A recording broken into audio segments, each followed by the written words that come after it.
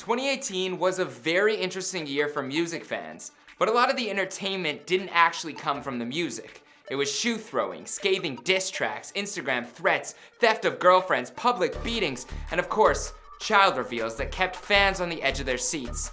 Good morning, afternoon, or evening, depending on when you're watching this. My name is Jeremy Heck for Famous News, and I'll be your host today as we'll be taking a look at the top 5 beefs of the year. I'm still new to this channel, and change is hard for some people, so since this is top 5 beefs of the year, thought I'd list my top 5 hate comments I've gotten this year on Before There Were Famous videos. At number 5, we have "This guy is the Walmart version of Michael McCrudden." I like Walmart personally, but I guess it's a good call. I've also been called dollar store, great value, and discount version of Michael. At number 4, we have "Reminds me of the time they changed Steve from Blue's Clues." If I can be a second Steve, that's a successful career to me, so I'm cool with that. At number 3, we have "Who the F is this virgin?" First of all, you don't know me, you don't know my life, you don't know what I've been through. Second of all, where are you getting your information from? Number 2, "Your beard is weird, Jeremy." Even though he stole that line from MGK, I'm not mad at it. And finally, the number 1 hate comment I've received this year is, "Your voice is so annoying that it makes me want to kill myself." I truly hope that person did not do that and that they are live to watch their comment make the number 1 spot. But for real, thank you guys for watching all these videos this year. All the actual support is amazing, and I feel like we're growing together as a family every video. And thanks to Michael and the team for the opportunity to help out on this channel. This year has been incredible. All right, back to the video because there were so many beefs to get to, and there were so many beefs, I could only choose 5, so before we start, I have to list some honorable mentions. Rich the Kid versus Lil Uzi, Vic Mensa versus the whole internet, Russ versus Young Bands, Lil Pump versus J. Cole, which wasn't really a beef but entertaining, and 50 Cent versus Ja Rule, who are still beefing 15 years later. 50 really is the king of petty. It seems like everybody had some sort of beef this year, so if there were some that I didn't mention that you think deserve some shine, please let me know in the comments down below.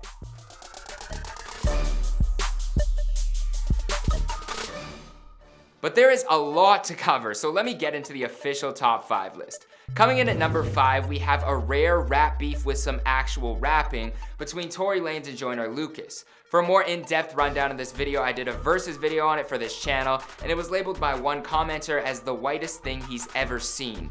And that came from a white guy. So I'll try to make this coverage a little less Caucasian. The beef started like many beefs in 2018 through Instagram. Tory Lanez was on Insta Live taking in a moment of celebration after dropping the number 1 hip-hop and R&B album on Billboard, and he was feeling good about his lyrical abilities. Tory was saying that he could out-rap anyone in the game right now, until someone in the chat, who I feel like deserves a little bit more credit for igniting this whole beef, commented saying, "What about Joyner Lucas?" Tory replied with, "Period. The Joyner kid, he's nice, but he can't fuck with me. Not on no level, period." To put things into context, Tory was on his Free Smoke campaign telling Kendrick, Cole, and basically anybody that they could get it with his bars. And well, I don't know about all that. Tory does have a deeper history as a lyricist than most people know. Go back and look at Tory's old mixtapes, because even though his new stuff is heavily focused on melody, back in the day, all this guy did was rap punchlines and metaphors. There's even videos of him at 15 years old as a battle rapper. Flow's retarded. Why is he cocky and his flow is garbage? Your fit is my target and not the market. I'm aiming at your ass, the left side of your cartilage. I start this, cool on this, call a nigga August. Either way, Joyner Lucas, being one of the lyrical purists from the new class, he didn't take too kindly to Tory's words. He told Tory that if he felt that way, then he should probably prove it on wax, and challenged Tory to pick a beat, they'd both rap over it and see who's better. Tory accepted and released a freestyle over Joyner and Eminem's Lucky You instrumental. Joyner replied with a freestyle over Tory and Meek's Liddy Again beat less than 24 hours later. While Tory took the route of producing more of a lyrical showcase, Joyner decided to get personal, poking fun at Tory's height, hairline, and more. Tory shot back over the Liddy Again instrumental, getting personal too. Things continued and Joyner dropped a freestyle over Kodak ZZ instrumental, where he accused Tory of biting other artists and rapped from the perspective of Tory's father. Many criticized the beat choice, but respected the bars. Tory decided not to reply to that song and declared himself the winner on Instagram. And although many fans argue that Tory didn't win, even some other rappers agree. When a fan asked legendary Detroit spitter Royce da 5'9" if Tory won the battle, he simply replied, no. Tory had some choice words replying back to Royce, but luckily, the two have since squashed it over the phone. It seems like Tory is still hungry for more beef, as he's been calling out other rappers like Pusha T, and even told the crowd in Toronto that any American rapper can get it. I guess he doesn't want any more smoke with Drake. But no matter who you think won the battle, we can all agree as hip-hop fans, it was fun to watch. Cause today his career was over. Joyner Lucas, we killed you, it's done. Yo, let's go. Sitting at number 4, we have what I like to call troll beef. It's the type of beef that nobody can truly be sure if any of it's real, or if the two rappers were just in it for clout and promo. I'm talking about none other than Trippie Redd and 6ix9ine. I could have made an entire video on 6ix9ine's beefs alone, which included Chief Keef, YG, all of Los Angeles, Casanova, and more. But since the man is facing legal troubles, I don't really want to shed too much light onto any more of his pending cases. I will, however, go into the hilarious beef between him and Trippie, whether it's real or not. This beef has been ongoing for over a year now. The two started out actually as friends in the industry, releasing the video for their now gold single together, Pulse 1469, on August 27, 2017. Yeah, home alone. It's your chromosome, bitch, chromosome. But after a picture of Tekashi standing behind a 13-year-old girl in bra and panties leaked online, Trippie wanted to distance himself from Tekashi and anything he was involved in. I'm sorry, brother. 1400 don't promote pedophiles. We don't. Tekashi fired right back, accusing Trippie of having sex with the then 13-year-old Danielle Bregoli, aka Bad Baby, and claimed he had a phone call to prove it, an allegation that they both quickly denied. Shortly after, Trippie got beat up in a New York hotel and accused 6ix9ine of sending his crew members to do so, to which 6ix9ine may or may not have confirmed the act. I don't know what's going on, but I feel really bad about it. Your chin is bruised up. The two became cool again over the summer, and Trippie even said that him and 6ix9ine are the greatest duo of all time. Greatest duo of all time. Most recently, however, before getting locked up, 6ix9ine was seen posing with Trippie's ex-girlfriend Alex in bed. Look at this shit. It is 6ix9ine, it's Treyway. You right, man. Bobs. And Trippie's fans didn't take too well to this, starting a 6ix9ine chant at one of his recent shows. I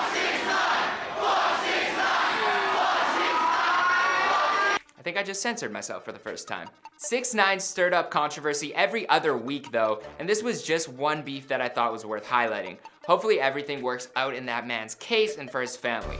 Like J. Cole asked on 21 Savage's new album, he's probably reflecting on how he made it to the top, wondering if it was worth it or not. Anyways, on to number 3 on our list. I call this beef white on white crime. We have Eminem and MGK, but I do think it's worth mentioning that we had more white rapper beef just a day before Eminem's album came out, with MGK and G-Eazy going back and forth. But all of this was overshadowed by arguably the most well-known rapper in the world, dropping an album coming after basically everyone in the media and the rap game.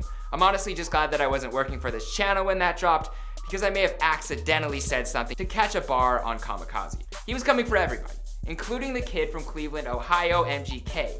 The beef stemmed from a 2012 tweet where MGK called M's daughter hot, when at the time she was only 16 years old. If I was a dad, I'd probably be pretty pissed at Kels too. MGK then accused Eminem of hindering his career for the comment, banning him from Shade 45, one of the biggest radio stations in New York and coincidentally owned by Eminem. MGK went to the opposite coast to express grievances with his idol in LA. On a freestyle with the LA Leakers, he said, "I'm my favorite rapper alive since my favorite rapper banned me from Shade 45. But according to Eminem, it was MGK's shots on Tech Nine's song No Reason that sparked the self-proclaimed rap god's reply. Shut the f up. Shut the f up.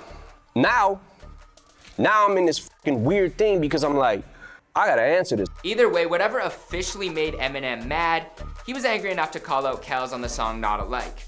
MGK replied with a full-on diss track of his own called Rap Devil, where he calls out Eminem for being washed up, angry, and having a weird beard. It does look a little off on Eminem, I'm just saying. The song landed at number 1 on the iTunes charts, and the video, which was released at the same time, now has more than 175 million views at the time of this recording. Eminem replied 11 days later with a diss song called Kill Shot. Eminem countered the shots about his beard being weird by coming after MGK's former man bun and his rap name. But he also ripped into Kelly's lack of commercial success and basically said he never has and never will come close to Eminem's career. And not many people will. The song broke YouTube's single-day viewing record with 38.1 million plays, and it now has 209 million views on YouTube with the audio alone. MGK did an interview with The Breakfast Club and said this about the beef. So there's no end to this, huh? MGK is crazy, man. Is there no end? Yeah. I'm already over it. You see, I'm already over it. Binge comes out tonight. I think the consensus was that Eminem won the battle lyrically hands down, but MGK did get a lot of credit for going up against one of the greats and holding his own when no one really expected much from him. Sometimes your idols do become your rivals. On to number 2, and I only feel okay mentioning this now that their beef is finally out in the open after subtle shade for years, but I think it's safe to say that these two really don't like each other very much. In the second spot, we have Cardi B versus Nicki Minaj. There were countless moments where fans speculated that the two were throwing shade each other's way, but they kept denying any problems. Nicki could have been dissing Cardi on No Flag, but she denied those lines being about her. Cardi may have replied on G-Eazy's No Limit by asking Nicki to stop with all the subs and letting her know that she isn't Jared, but Cardi told Breakfast Club that those lines were just about 10 bitches back in the hood. Nicki even congratulated Cardi through a tweet on the success of her hit Bodak Yellow. Before anyone was throwing shoes, this beef stemmed from a lot of behind-the-scenes action.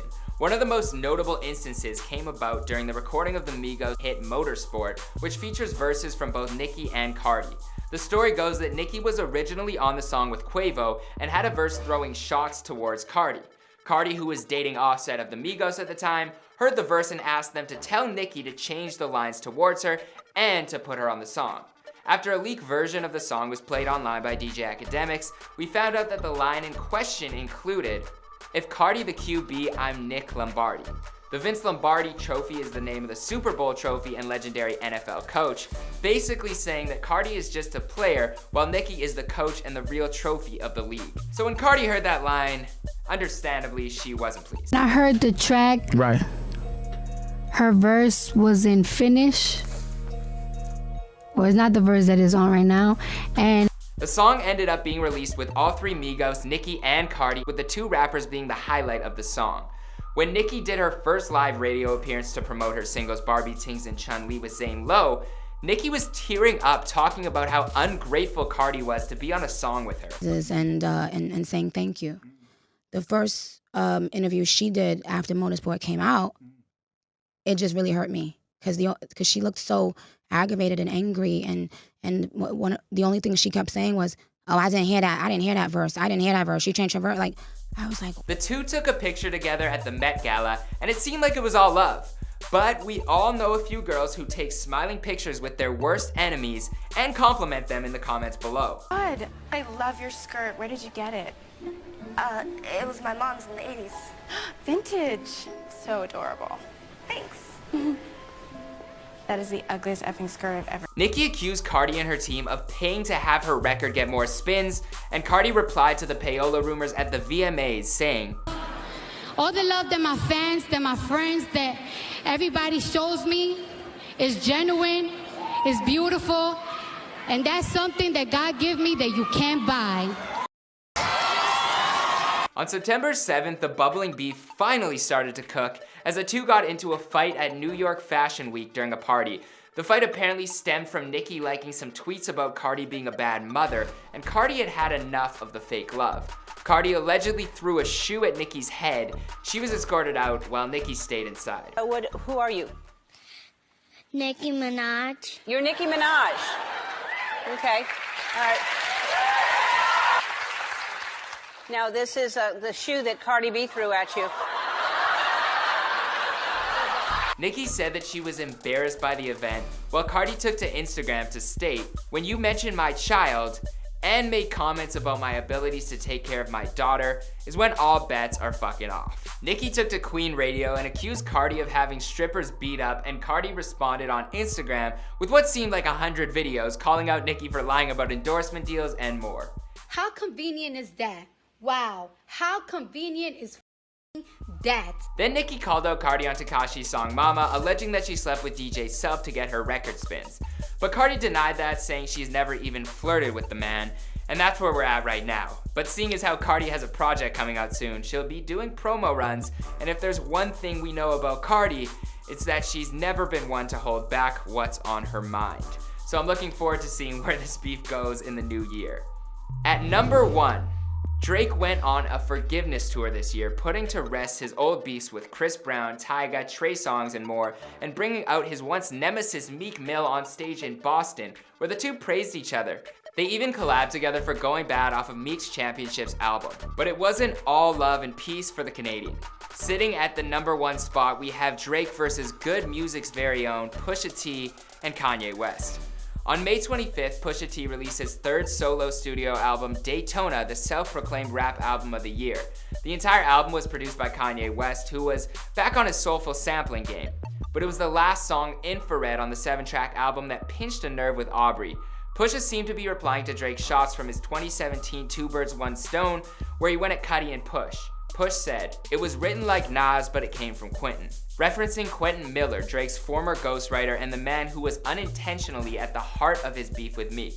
But what seemed to make Drake even more upset than Push's verses was the fact that Mr. West, who was his friend and collaborator at the time, produced the diss track. The first album drops, and of course there's a diss song towards me that you produced. So, less than 24 hours later, Drake replied with Duppy Freestyle, a full-on diss track aimed at Push, and probably more so Kanye. Whenever you start a diss song off with a sigh, it's about to get real. Drake basically asked Push how he could have the audacity to mention ghostwriting when he's helped out his boss Kanye with the pen on so many occasions. In fact, he was just over there putting pen to the sheets, writing the hook for Kanye's Yikes. He also threw some shots at Pusha, again questioning the legitimacy of his drug dealing past. At the end of the track, he tells Push that Kanye should expect an invoice coming their way for sparking good conversation and probably selling more albums for him by getting their streaming numbers up. Aubrey is a man of his word and sent through an invoice for $100K to Good Music for promotional assistance and career reviving. Like his album title, Pusha had the luxury of time to make sure his reply was perfect. Before releasing the scathing diss track, The Story of Adidon, on May 29th, where he now infamously told Drake, "You are hiding a child." Even though the rumor had been online for months, it was never confirmed and many mainstream fans were absolutely shocked. The song's title referred to a combination of Drake's child's name and his upcoming clothing line with Adidas, which was supposedly going to be a nod to his son. That Adidas deal clearly fell through. Whether that was because of Pusha T or not, we'll never know. But as for now, it still checks over stripes. But it was the shots at his sick friend 40 who has MS that really upset Drake. The world refreshed SoundCloud daily awaiting a reply from the Six God, but got no music. The only replies we received came in the forms of a note on his Instagram story explaining the photo Pusha used for the diss track, and an interview promo run from Jay Prince, who said that Drake wasn't going to hop in the pig pen. The cover for The Story of Adidon was Drake dressed in blackface, which, without context, was a disturbing image. So Drake gave context to the pic, stating, "I know everyone is enjoying the circus, but I want to clarify the image in question. This picture is from 2007, a time in my life where I was an actor and I was working on a project that was about young black actors struggling to get roles, being stereotyped and typecast." Jay Prince also alleged that Drake had a reply to Pusha, but that it would be too hurtful and could ruin Kanye's life. At first I didn't believe it, but after all of the latest drama with Ye, I wouldn't be surprised if the track accidentally got leaked. You know, I would much rather live with that than the things that I was about to, the research I did, the things that I was gonna say, and the places that I was gonna go, not only for him, but the other guy too, you know? And now on June 29th, Drake dropped his double album, Scorpion, and after hearing side A, fans began to speculate that many of the songs were aimed at Kanye West. Songs like Can't Take a Joke, 8 out of 10, Mob Ties, and Emotionless seem to be addressing his issues with the Good Music boss. And of course, on the same song, he revealed that Pusha was not lying and that he does in fact have a son. Some of the lyrics from the album didn't sit well in the soul of the man who Drake was already not on great terms with. After a Twitter thread went viral that theorized Drake may have been talking about sleeping with Kanye's wife Kim throughout his album, Kanye had some choice words in reply. Kanye took to Instagram saying, "Spirit to take accountability is the fact that it's people making rumors or thinking that you my wife and you're not saying nothing and you carrying it like that, that don't sit well." Apparently Kim's nickname is Kiki, so Kanye thought the song In My Feelings was about her. And although I didn't think anything of it at first, Drake later on said in his interview with LeBron on his HBO show The Shop that the song was created after the Pusha beef. So you never know. Until that, I didn't have In My Feelings. I didn't have Nonstop. I didn't have. What's one of our favorite songs, Mavi? Now. On August 3rd, Travis Scott dropped his album Astroworld, and to everyone's surprise, Drake popped up on track 3, Sicko Mode.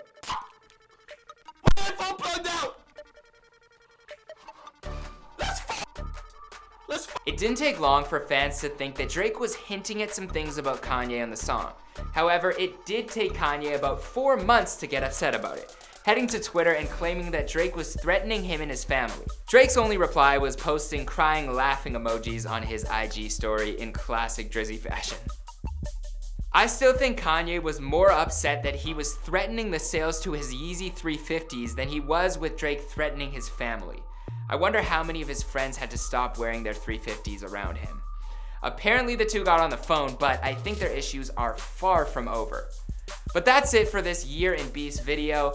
What do you think the top 5 beefs of the year were, and were there any that I missed that deserve some shine? Let me know in the comments down below. Hopefully 2019 can be a year of love, peace, and prosperity for our favorite artists, and we can all get along and talk music next year instead of beef. But as always, I'm Jeremy Heck for Famous News. Dream good, live better. I hope you have one heck of a day and enjoy your new year.